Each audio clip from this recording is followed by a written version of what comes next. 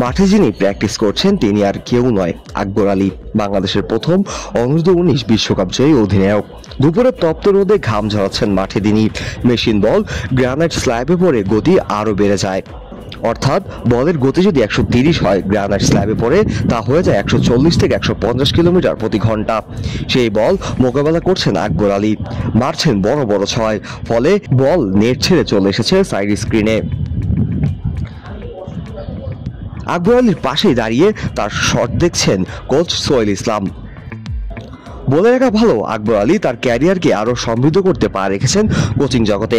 2020 সালের অনূর্ধ্ব-19 বিশ্বকাপ জয়ী এ অধিনায়ক England and Wales cricket board ECB level 2 coaching course সম্পন্ন করেছেন। বিসিবির হাই পারফরমেন্স প্রোগ্রাম থেকে বিরতির সময় ইংল্যান্ডে গিয়ে কোর্সটি শেষ করেন তিনি। দীর্ঘদিন ধরেই কোচিং শিখার প্রতি আগ্রহ আকবরের।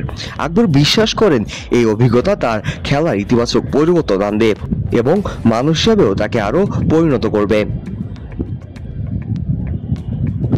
তবে কোচিং এর অভিজ্ঞতা শুধু কাগজে কলমে নয়, আকবর নিজেই বলেন এটি তার খেলার ইতিবাচক পরিবর্তন এনেছে। তার খেলোয়াড় হিসেবে সিদ্ধান্ত নেওয়ার ক্ষেত্রে পরিণত হয়েছেন তিনি, আর মানুষ হিসেবেও বেড়েছে ধৈর্য ও দৃষ্টিভঙ্গির গভীরতা।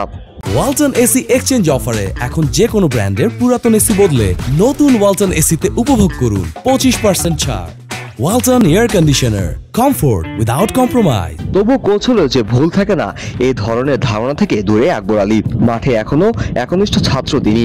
কোচ সোহেল ইসলাম তাকে টেকনিক্যাল ভুল ধরিয়ে দিলে আকবর তা মন দিয়ে শোনেন এবং সংশোধন করেন। এই শিখতে চাওয়ার মানসিকতাই তো একজন ভবিষ্যৎ তারকার বৈশিষ্ট্য। আকবর আলী আজ অনেকক্ষণ নেটে প্র্যাকটিস করেন। তপ্ত রোদও তাকে থামাতে পারেননি। কিছুক্ষণ পরপর সোহেল ইসলাম তার ব্যাটিংয়ের ভুলগুলো ধরিয়ে দিচ্ছেন। আকবরও তা মেনে নিয়েছেন খুব ভালোভাবেই। আকবর আলী নিজেও একজন লেভেল 2 কোচ, কিন্তু তার কোচ সোহেল ইসলামের প্রতিটি কথাই তিনি মনোযোগ দিয়ে শোনেন এবং তা প্রতিফলন করেন। এটি হয়তোবা একজন ভালো ব্যাটসম্যানের বা ভালো শিষ্যের গুণ। Kazi Mohammad Arafat, on field.